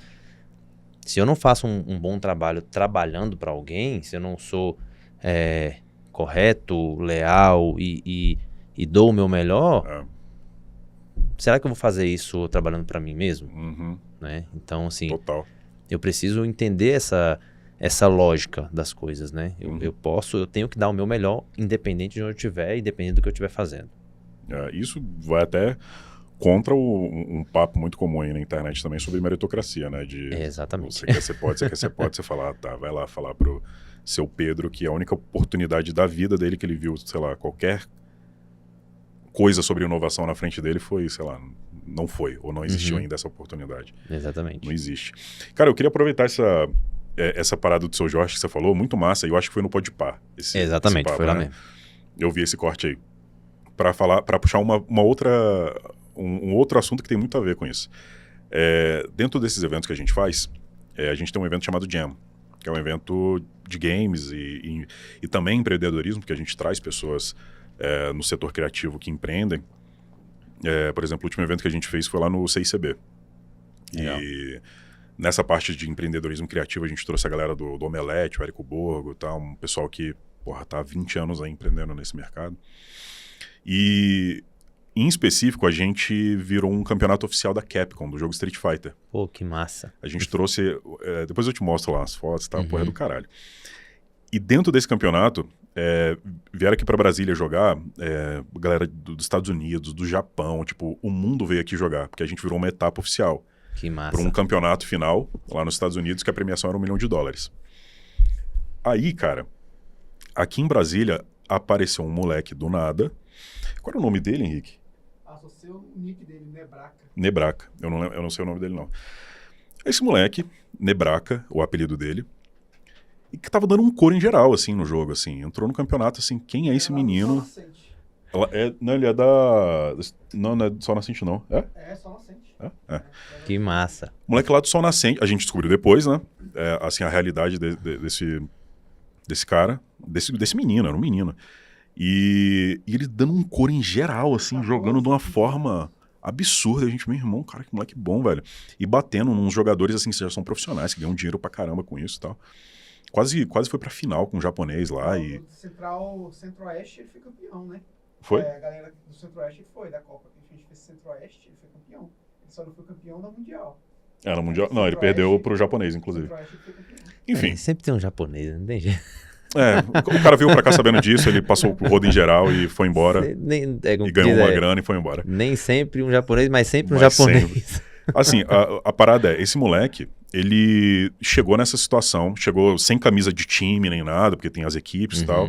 Chegou com um controlezinho, porra, merda, a galera só usa aqueles pads bonitão, não sei o quê. Deu um pau em geral, todo mundo vem cá, quem é você, menina? De onde você veio? Como assim que você joga assim? E ele foi explicar, cara, primeiro, ele não tem videogame, ele joga quando ele ia pra casa de um parente ou um amigo de escola, eu não lembro o que era exatamente. Então ele não jogava todo dia, ele não treinava isso todo dia. Ele era do Sol Nascente. Tô falando tudo era, porque a gente não tem contato com ele mais. Era do Sol Nascente, vivia em condições hiper precárias, inclusive para ele chegar nos eventos. Aí depois a gente foi descobrir a história dele e tal. E a gente, caramba, como que a gente pode ajudar esse moleque? Como que a gente pode fazer mais? E eu lembro que tudo acabou nessa possível carreira dele como um atleta de esporte por conta do pai, eu acho. Tipo assim, ele falou, não, porra nenhuma que você vai fazer isso na tua vida. Você vai, sei lá, sei lá o que seria. Mas o moleque perdeu essa oportunidade. E todo mundo, assim, porra, tinha gente do mundo inteiro aqui vendo esse moleque. E a gente, beleza. Aí eu trago agora pra nossa realidade. Aí você falou do pai do seu Jorge, foi lá, pediu desculpa e tal. Como que nós levamos esse tipo de inovação para dentro das favelas? Como que a gente leva? Porque não é chegar no jovem e falar, você tem a oportunidade desse mundo de coisas que estão acontecendo aqui, mas também dos pais, também dos responsáveis. Como que a gente insere essa nova realidade? Isso é muito complexo, porque, como eu falei, existe várias barreiras, né? Barreiras culturais, barreiras sociológicas, barreiras, enfim, que limitam o acesso, né? E quando alguma coisa chega para uma favela, para um território assim, ele já chega atrasado. Então, enquanto a gente está falando de alguma coisa aqui, lá é uma questão que ainda está começando, está chegando. Então, o nosso papel, por exemplo, a Expo Favela tem um papel fundamental nisso, que a gente trata de projetos, é um projeto de empreendedorismo ligado à inovação. Pô, quando a gente fala de inovação para a favela, até o termo inovação, existe uma certa dificuldade de entendimento. Eu falo porque a gente teve muito essa questão nas inscrições. Como é que funciona? As inscrições para a Expo Favela, os pré-requisitos é que seja um negócio de favela e que tenha uma pegada de inovação. Então, vou dar um exemplo. Quem faz boné, beleza, né? Você vende boné, como qualquer outro, aba, tá? A gente tem um espaço para venda de boné na Expo Favela. Se você criou um boné que no frio ele esquenta e no calor ele esfria, é um negócio com pegada de inovação. Sim. Então você pode estar dentro da área de exposição da Expo Favela para ser um possível vencedor do concurso que a gente tem, né, dentro do evento. Só que até para as pessoas entenderem se o negócio é inovador ou não, se o negócio dela é inovador ou não, existe uma limitação e uma dificuldade. Então a gente tem que ir um pouquinho mais na raiz do negócio. Trazer conceito, trazer informação, trazer orientação. Então aí que eu falo, a gente precisa, em alguns momentos, quebrar barreiras culturais, barreiras sociais, para que a gente consiga introduzir essas questões. E fazer com que essas pessoas enxerguem ali um potencial. Vamos dar outro exemplo. Quando a gente traz pessoas para falar sobre esses temas, inovação, tecnologia, no CUF Empreenda a gente trata muito disso. A gente bate um papo geralmente com os professores para entender a questão de linguagem também. O cara chega lá falando empreendedorês, falando de brainstorm, falando de branding. Pô, ele vai mais afastar aquele público do que criar na pessoa um interesse maior, né? O pessoal de um cliente nosso aqui, o Instituto CC. O Chicão? É o Chicão. Meu irmão, meu parceiro. Sério? Que massa, velho. Vou falar que tu veio aqui então. Chicão é irmãozão demais. Chicão é do caralho. Ele já veio no meu podcast. Ele já foi palestrar no Top Cufa, falar sobre sustentabilidade. Exatamente. Não, ele é o cara. ESG. Inclusive ele estava aqui ontem, porque a gente fez um evento no Rooftop aqui. Mas, o Chicão é parceirão. E eles falam língua de colonizador. Para de falar língua de colonizador. Exatamente. É isso, vou começar a usar esse termo também. Mas é muito isso, a gente precisa primeiro quebrar barreiras e fazer com que as pessoas entendam que ele precisa se adaptar àquela realidade, né? É muito mais complexo as pessoas se adaptarem a uma realidade que ela nunca teve contato, né? O termo empreendedorês, ele é usado no meio de quem já tem familiaridade com aquele... Hoje mesmo, eu participo de algumas reuniões que as pessoas começam a falar termos que eu fico, peraí, eu vou anotando aqui, aí depois eu vou dar, então era isso, então.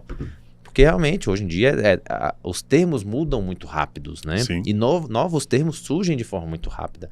Então, às vezes, a gente precisa voltar um pouquinho atrás para poder fazer isso. Então, a Expo Favela é um grande canal para que a gente consiga introduzir essas pessoas nesse meio e mostrar que existe não somente uma oportunidade, mas uma necessidade delas enxergarem aquele mercado de tecnologia, de inovação, de robótica, como um novo mercado, né? E conseguir tentar equilibrar essas oportunidades, equiparar isso, né? Sim. Poxa, eu tenho aqui possibilidades de capacitação nessa área que a gente pode estar concorrendo diretamente, né? Claro que existe várias questões que dificultam isso, mas o nosso papel é justamente tentar equilibrar isso. E na Expo Favela a gente tem muito isso. Inclusive, já vou adiantar que quero vocês com a gente na Expo Favela esse ano para poder falar sobre essa parte de games, que é extremamente importante e está em alta hoje, né? Muito, cara. Muito. Não só hoje, há algum tempo, Sim, mas é uma área que eu sou extremamente entusiasta e com certeza a gente tem um mercado aí gigante para um público jovem, não só jovem, mas principalmente para jovens, né? Sim. Poderem estar atuando. Então, seria um prazer ter vocês lá falando sobre isso. E vou te falar, games não é programa de boy. Não é. Não é programa de rico, de burguês. E a gente tenta colocar isso... A gente, quando eu digo a gente, sim, né? Tipo, pessoas que trabalham no setor, muito mais que a gente, inclusive, tentam ao máximo democratizar o acesso, porque o acesso aqui pra gente que é problemático. O acesso de um videogame, o acesso até da informação do cara poder ser um atleta e ganhar rios de dinheiro igual fora dos Estados Unidos, fora do Brasil acontece. Mas quando a gente fala igual a cultura do Street Fighter, que é um jogo de competição. Lá nos Estados Unidos, a maior comunidade está lá no Brooklyn. E a galera de baixo mesmo que tá dominando esse negócio.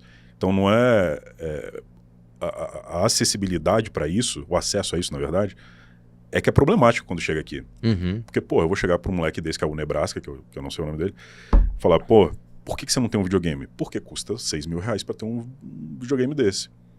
Por quê? Aí você vai falar de imposto, aí você vai para o terceiro setor, aí você vai, enfim. Você só problematiza ali o acesso para ele ter essas coisas. Por que você não tem um jogo de tabuleiro legal para você jogar com seus amigos? Porque quando chega aqui no Brasil, um jogo de tabuleiro vai custar quase R$1.000. Uhum. E lá fora não. Então, a gente tenta, de certa forma, e não tanto quanto a gente queria, né, queria estar fazendo, democratizar esses espaços e trazer essa galera para poder, pelo menos, ter a experiência, a mínima experiência do que acontece e o que pode acontecer caso a gente se movimente aqui no Brasil para dar mais oportunidade para as pessoas de ter, de conhecer, né? Enfim. Mas eu acho que um pouco o nosso papel também é buscar formas de contornar esses problemas também, Sim. né? Enfim, existem algumas formas, né? Se você não tem como comprar um videogame novo, que se compre um usado, depois você, enfim, vai buscando. Então, é buscar essas soluções. E é claro que vocês entendem isso muito mais do que eu, né? Já que vocês estão nesse mercado diretamente. Mas eu acho que é muito isso, né? A gente poder unir possibilidades dentro de um espaço. Por isso que estou falando muito da Expo Favela, porque é uma junção de tudo aquilo que a CUFA vem construindo todos esses anos, né? Uhum. É a gente poder trazer mudanças reais para a vida das pessoas que vão trazer resultado para o resto da vida, né?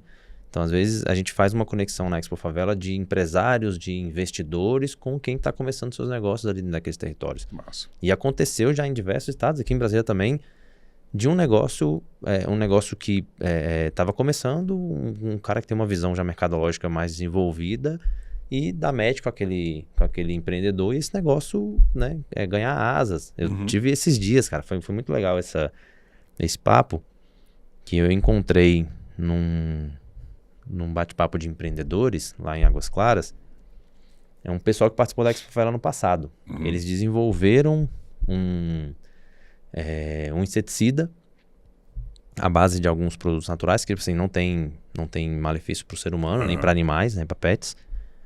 E eles desenvolveram como é que posso dizer? Uma receita, né? Acho que posso dizer assim. Uma receita não, uma fórmula. Uma fórmula, né? E eles participaram da Expo Favela, foram para São Paulo, porque a gente selecionou 10 negócios aqui que foram para São Paulo. E lá eles fizeram essa exposição e fizeram diversos contatos com gente do Brasil todo. E inclusive com possíveis investidores e clientes. E aí eu encontrei com eles tem algumas semanas, isso na verdade. E aí a gente foi, por acaso, eu vi e falei, caraca, o pessoal participou da Expo. Inclusive eles falaram, foi muito engraçado porque assim, eu tava lá, eles não tinham me visto. E eles são um casal já, com idade um pouco mais avançada. E eles começaram a falar a história deles. Aí falaram, ano passado a gente participou da Expo Favela, né? Que foi uma oportunidade muito bacana pra gente. Eu tava lá no cantinho ouvindo, eu falei, pô, que massa. Aí eu olhei pra ele, lembrei deles, né? Sim. Eu, pô, que legal. Aí a pessoa que tava ministrando lá o bate-papo falou, inclusive o Bruno tá aqui, que é da CUFA. Eles tomaram um susto quando me viram, assim, que eles não sabiam que eu tava lá, né? Aí, enfim, no final a gente foi conversar e, pô, eles me agradeceram super emocionados, assim, foi bem bacana. E eles contaram o que aconteceu. Cara, depois daquilo ali, eles abriram um leque de clientes lá em São Paulo que eles quadriplicaram a produção e a venda deles por conta dessa oportunidade, né? Porque o negócio deles realmente é muito bom. E eles começaram a vender em grande escala pra galera lá de São Paulo. Então, falou, Bruno, inclusive a gente teve que aumentar a nossa produção de forma muito rápida, porque essa pessoa começou a solicitar mais produtos e a divulgar para outros. Eu não sei exatamente qual o nicho, é para algum nicho específico que eles estão vendendo, que precisa muito dessa questão de inseticida, né? Porque trabalha com animais, eu acho que não sei se é aras, alguma coisa assim. E esse cara adorou o produto. Ele levou, tipo assim, ele foi no primeiro dia da Expo Favela, aí eles compraram, sei lá, 5 exemplares, e quando eles voltaram no terceiro dia, eles compraram todo o estoque que eles tinham lá, porque o cara adorou o produto. Legal. E aí ele falou, então vou levar tudo, eu quero já pedir uma remessa nova e, enfim, vamos conversar. Então, é o resultado que a gente espera, é justamente isso, né? A gente abrir a porta para que essas pessoas possam mostrar aquilo de bom que elas estão fazendo. Massa. Né? Então, pra gente é algo sensacional. Bruno, vamos nos nossos finalmente aqui. Eu sempre deixo um espacinho no final. Não, mentira, calma. Mais 5 minutinhos, porque eu tô, para todo convidado agora, até pra gente fugir um pouquinho da pauta, eu peço 5 indicações do que você estiver consumindo. Que seja um livro, uma série, um jogo, um campeonato, sei lá. Eu assisto a Liga de Sumô, se você quiser saber mais sobre a Liga de Sumô, me pergunta. Liga de Sumô. Cara, eu sou meio, assim, eu sou nerd ao extremo. Eu vou, assim, nas coisas, assim, bem hard. Mas 5 indicações de qualquer parada que você quiser. Às vezes pode ser de um evento, de um programa. Sim. Eu tenho um livro que eu já li ele algumas vezes, que ele me ajudou muito, em alguns momentos. A última vez que eu li ele foi ano passado, porque ele funciona meio que como uma reciclagem ali, ainda mais para quem trabalha com público, né? Que é um livro que chama... Ele é Todos Comunicam, Poucos Se Conectam. Se eu não me engano, ele é do John Maxwell.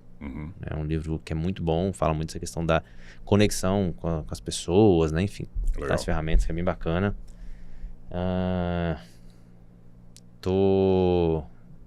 Eu gosto muito de assistir filme, né? Gosto muito de assistir série também.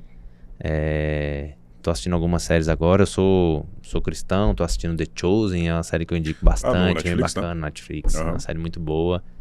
Então... É uma puta produção, né? E eu gosto muito de saber a história, né? Por trás daquilo ali, né? Então, a história dos caras que fizeram a série é muito bacana, assim, né? Você vê que existe um empenho e uma quebra de barreiras, assim, por conta do mercado, dificuldade financeira e várias questões que eu acho bem bacana saber a história, a essência das pessoas. Isso faz com que você enxergue aquela produção de uma forma diferente, né? Então, os caras que fizeram essa série tem uma história por trás muito bacana, então isso torna... Acho que pra mim torna mais atrativo, né? Legal. Eu vou te indicar então uma parada, um quadrinho. Você que é cristão. Yeshua, o nome do quadrinho. Que é uma visão ilustrada da vida de Jesus, mas trazendo uma historicidade mais voltada para época, para cultura local, assim. É realmente assim, o que rolava na Palestina na época. É um quadrinho de... Ele é um arco fechado, sei lá, tem 30 quadrinhos. Entendi. Mas onde é que eu acho isso? Cara, pois eu só compro coisa na internet. Então na internet... Eu posso te mandar o link, então. Te mando Ótimo, o link pra você ver. E é tipo assim, a história de Jesus, né? Só que contada hiperculturalmente, assim. Tipo, o que rolava na Palestina na época, o que rolava na Síria na época. Bacana. Eu gosto muito da questão histórica, cultural. Gosto muito disso. Tem uma pessoa que eu quero indicar, que eu tô acompanhando bastante de um tempo pra cá. Gabriel Mancini. É um empreendedor aqui de Brasília. E ele traz ferramentas aí na área de gestão, como a gente tá falando de empreendedorismo, né? Então, tem material dele ali na internet, enfim, o Instagram dele tem muito material bacana para empreendedores, tanto para quem tá começando, como para quem já tem um negócio, mas tá com alguma dificuldade de gestão. Então, tem lá um material dele bem bacana, Gabriel Mancini. O que mais? Falta uma. Falta uma? Deixa eu pensar aqui um minutinho. E um conteúdo muito bacana, que a galera acompanhar aí o material da CUFA, né? Acompanha lá, CUFA DRF, tem que fazer nosso merchan. Com certeza. Tem muita coisa bacana lá, muitos projetos. A gente vai começar agora um projeto, né, Turismo e Empregabilidade. Daqui a pouco a gente vai começar aí Taça das Favelas, que assim, é um projeto que eu sou também apaixonado, joguei bola a minha vida toda, então poder proporcionar para que esses jovens, né, participem, não sei se eu posso falar aqui em nome de emissora, né? Pode, fica à vontade. Não tem problema não. É porque a gente tem a transmissão da Taça das Favelas ao vivo pela Globo, né? Legal. São 2 horas de transmissão ininterrupta ali, então pra gente foi uma conquista fantástica, porque para um jovem que vem de uma favela poder jogar um campeonato onde ele vai ter esse jogo transmitido pela Globo, é algo assim sensacional, né?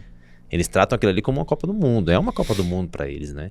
Então isso faz com que isso se torne ainda mais importante e emocionante, né? E ter uma emissora como a Globo por trás ainda dá essa moral ainda maior. Exatamente. Né? Com certeza. E logo a gente começa em junho. Turismo e Empregabilidade, julho, agosto, Taça das Favelas, e em setembro a gente tem a Expo Favela, dia 14 e 15 ali no espaço do SESI Lab. Massa.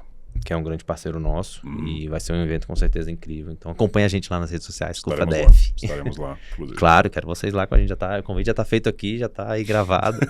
Não tem como voltar atrás. Agora já era. Isso rola muito aqui, tá? Eu chamo aqui e fala, não, eu quero muito você lá. Eu falei, ótimo.